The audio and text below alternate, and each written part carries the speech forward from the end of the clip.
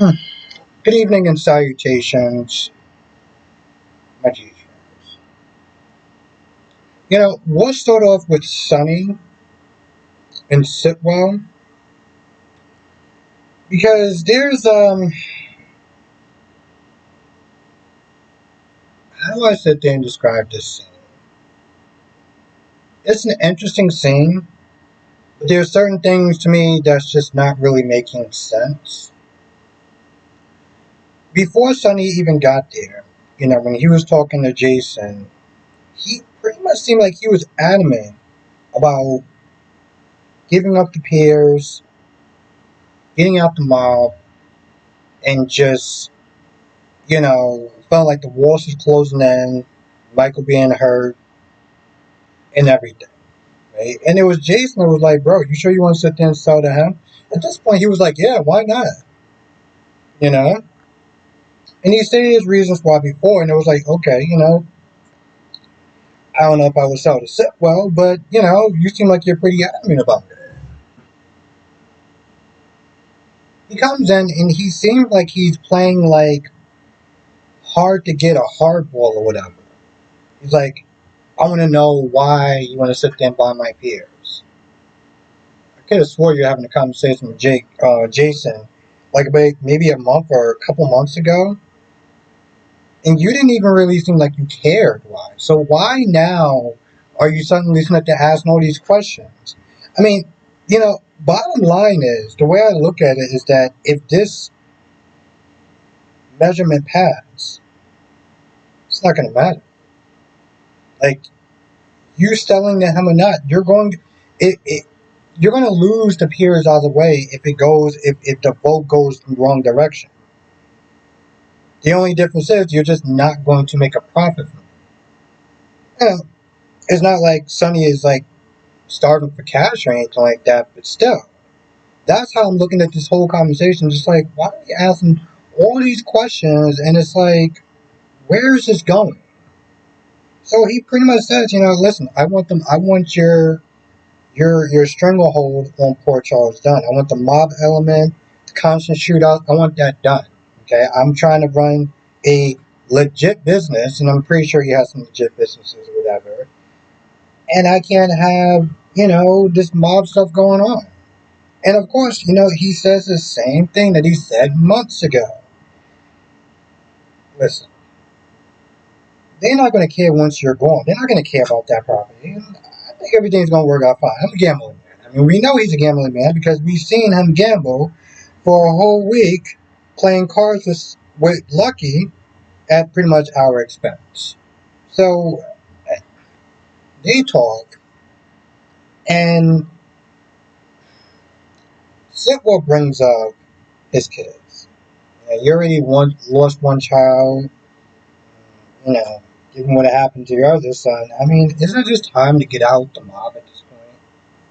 Sonny's like, are you threatening my family? Uh, no, I think he just pretty much kind of said what happened. I don't see it as a threat.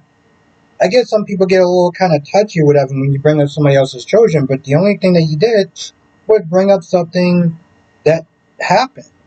And he pretty much sits there and says that, like, your family is constantly in danger or something like that, which is all true. So I don't understand how it just turned so sideways to the point he's like, yeah, I'm not selling or whatever. He just walks out. I'm like, I mean, it just gets to a point where he's like, oh, I'm going to protect my kids and this, that, and the third. And I'm like, that's great. Listen, I get it with those types, okay? There's a certain level of doublespeak. But, I mean, well, he knew there was one point where he almost seemed like, I guess part of me is like, I don't know if they're trying to correct a mistake. Because originally I was like, I don't understand what you're selling to him anyway, but he seemed like he was adamant about it. Then he just states out stuff that's just obvious, and you take it as a threat, and now you're like, oh, well, no, now I'm not going to sit there and tell it to you. Okay, Sonny, it's a long day. I'm not even going to, let's just move on. Trina, I'm not understanding.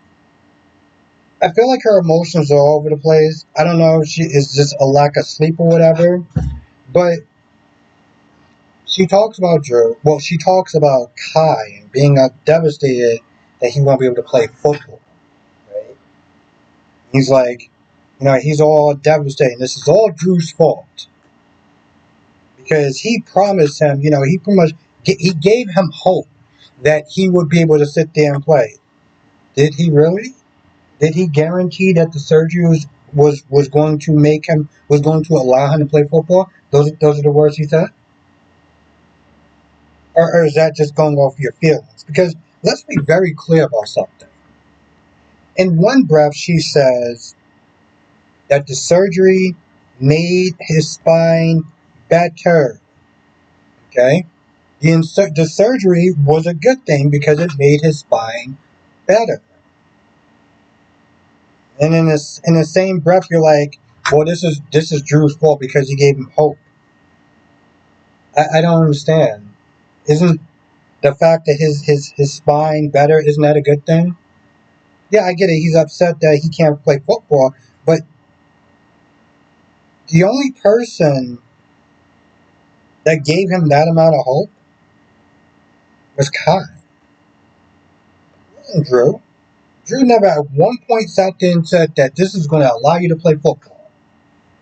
He said this is a chance. This is a better chance that you might be able to play football, but it was never a guarantee. So the only person that got their hopes up on their own was Kai. So I don't know what she's talking about. And then they just sit there and they bitch and complain about Drew for like the rest of the time. But listen, no one's listening to saying that Drew is not a scumbag. Okay? Yeah, I wasn't there trolling around and stuff like that. There was okay, to be honest, there was times I was trolling. And then there was the times I was serious. Right? I have my limits. And that came when he started playing mind games with a child. Right? Even with that being said, this is in no shape, way, or form Drew's fault. You can't sit there and just blame everything on Drew because I don't know your emotions or some shit. That's not how that works. There's a point where she's talking. She's like, she bites her tongue every time he talks about Drew or whatever. But here's the thing, though. In our relationships, you're gonna have people. Your partner's gonna have people that you may not like, may not necessarily get along with. Those are called agree to disagree moments. Okay? You're not always going to be on the same page about everything. You just need to be on the same page about the principles, about the principles that got y'all together in the first place.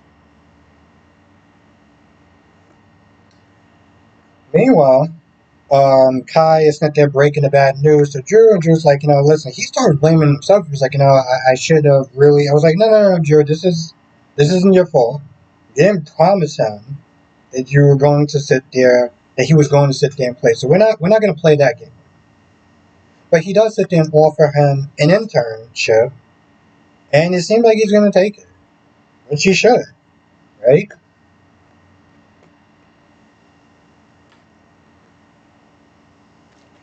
Would it have been good press for him if the surgery would have worked, and he was able to sit there and play football? Yes. Is it still going to be a good press for him to sit there and be an intern? Yes. But at the end of the day, he's not the first politician that have done something like that. And honestly, tell you the truth, it's a win-win for both of them. You get somebody that he can sit there and trust.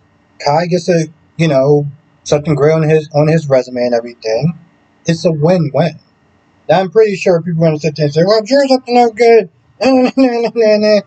Yeah, again, I think we already kind of covered that Drew can be a scumbag a lot of the times. I just don't think that every single moment, every single breath,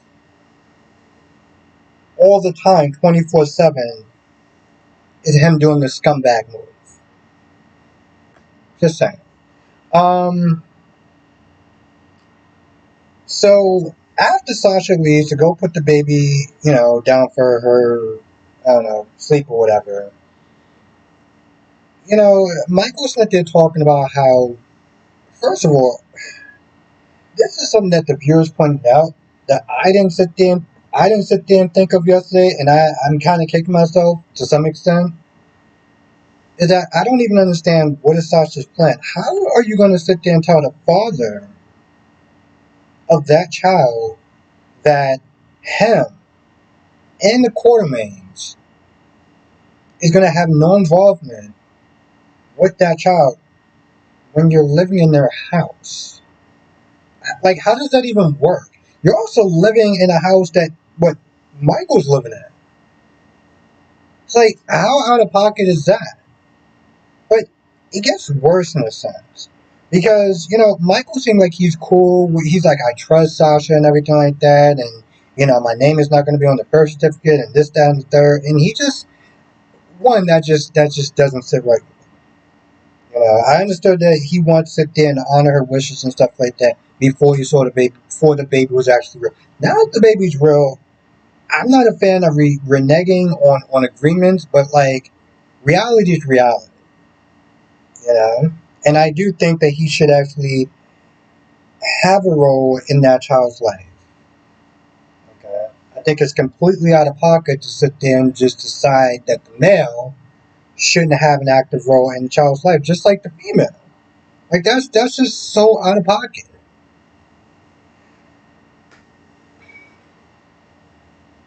The reason why this is not sitting right with me is because you saw the damage that happened with Christina. Okay, he said in this episode that he didn't want Daisy to sit there and think that he didn't want her. Now remember when Wiley overheard Drew Smith is saying, "Ah, you know what? Now that Daisy is born, I don't really need Wiley and Amelia." Much of a stretch would that be for Daisy when she gets like 5 or 7 that she won't sit there and think like that? And again, you know, Daisy can also sit there and think, well, damn, if I was Wiley, maybe he would have fought for me. You know, like there's all sorts of psychological issues that he can be doing to his child in the years to come that he's not thinking about right now because he's so sitting there trying to honor Sasha's wishes. And Sasha is just not there playing on his good nature, not that they're thinking about the damage that she can cause to that child. But whatever. Um, and then you get the pool stuff. And the pool stuff, well, we'll talk about Jordan for a minute. Jordan, this is something I was not there thinking about when I was going to the store. Like one of the things she's not there talking about is, how is she going to feel if Curtis' marriage just blows up? I mean, that she may want to get back together with him. She doesn't say it, but that whole vibe is not there telling me a different story. Why you want to sit there and get back together with Curtis? Only God knows. But then she talks about Portia. One of the things she says, I don't feel bad for her. She's also like, I don't want to do what Portia did. Portia sat there and she waited around, and eventually, they were having a rough patch.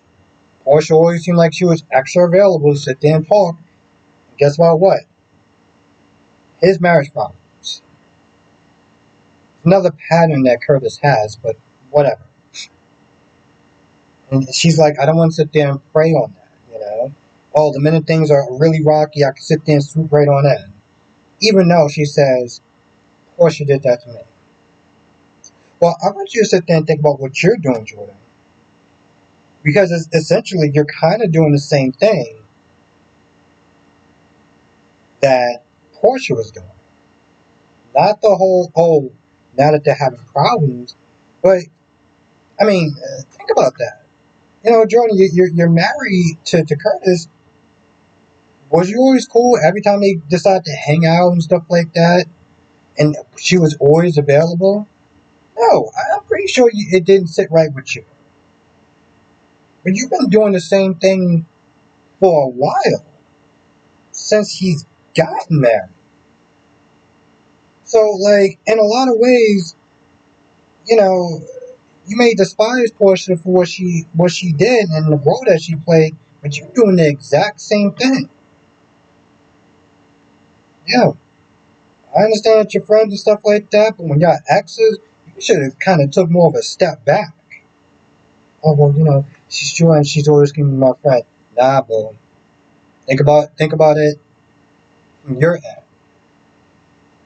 So Jordan talks to Isaiah. That conversation doesn't really go anywhere. I'm not even gonna they just pretty much kind of catch up or whatever, but it ultimately doesn't go anywhere. Same thing with Isaiah and Lulu. It doesn't go anywhere. He's there to sit there and listen to her vent, but she doesn't want to sit there and tell what's bothering her. You know, so it doesn't go nowhere. Lulu does sit there and apologize to Anna for the way that she was acting. With the whole Valentino Charlotte thing. Thanks her for risking her life to bring Charlotte back home. Charlotte that we never see or whatever, but whatever. Um, Anna still apologizes for her daughter said they're playing a game of F around and found out. I, I'm, I'm so over that. I so don't care. Yes, it's horrible that she sat there and then mistakenly shot a teenager. But that teenager should not have broken into her house wearing all black, coming into an agent's house that knows that they're most likely armed. So we're not gonna. No, that's no. Um. Yeah.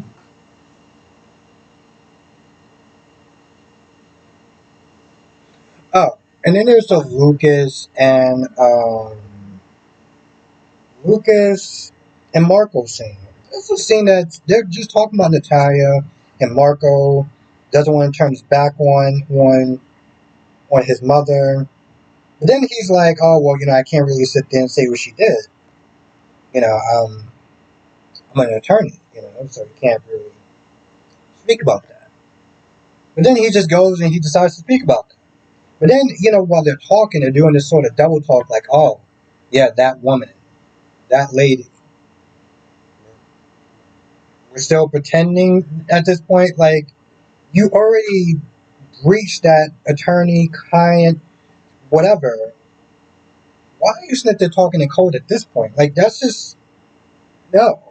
They also talked about Sonny and what he might do, and the fact that she got more than a couple of DUIs. And personally, her ass needs to go to jail for that. That's something I definitely do not sit there. It's it's it's it's uh it's a crime that I take very serious, and I think that's another one of the reasons why I was so hard on Haley. Not only was I hard on Haley, but it also bothered me that people were sitting there being so sympathetic. Oh, she's young, and just the fucking excuses just drove me up a fucking wall. But, you know, she got more than a couple of them. Oh, her ass needs to go to jail. Because if she would have gotten that car, she would have hurt somebody. I don't want to get into it, but the point is her ass needs to go to jail. Um, they're sitting there thinking that would Sonny sit there and do something to Natalia. Sonny's rule was no woman, no children. Those are the people he didn't really go after. But I mean, let's be honest. The way he was talking to Natalia before, like, you're a problem. No, you're a mobster and you're sitting there saying somebody's a barber.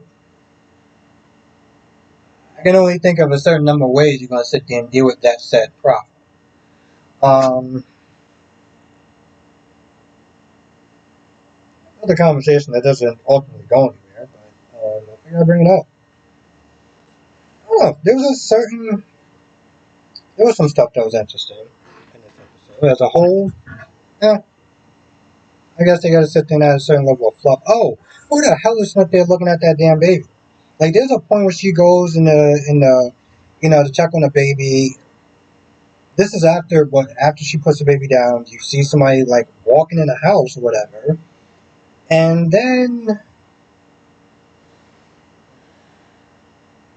somebody like turned on something or turned off something or whatever. So whoever it is, they're in the house. It's funny too. When it first happened, people were like, "Oh, it was Willow that did it." Listen, I get that people don't like Willow. Okay, I do. Willow looked like she couldn't even get out the goddamn bed. Okay? She looked like she couldn't even get out the bed, let alone sit there and mess with Sasha's child just because. Like, I get it. People don't like Willow, so they want to blame Willow. You're like, oh, it was Drew that Drew did it. That Drew guy. Drew was meant to talking to Kai at the time, so he couldn't have been there. So whoever it is, I'm 99% sure that it's not Drew or Willow. I don't think that they would sit there and be risking messing with Sasha's baby when they're trying to get back, well, Willow's kids. So, yeah. But, people got a wild imagination, so it is what it is. I feel like that's pretty much about it. Now, tonight, I'm not going to be Snooker streaming. Tomorrow, on the other hand, I will be streaming. Um, Anything I miss, let me know in the comment section. Yeah, I'll see you in the next video.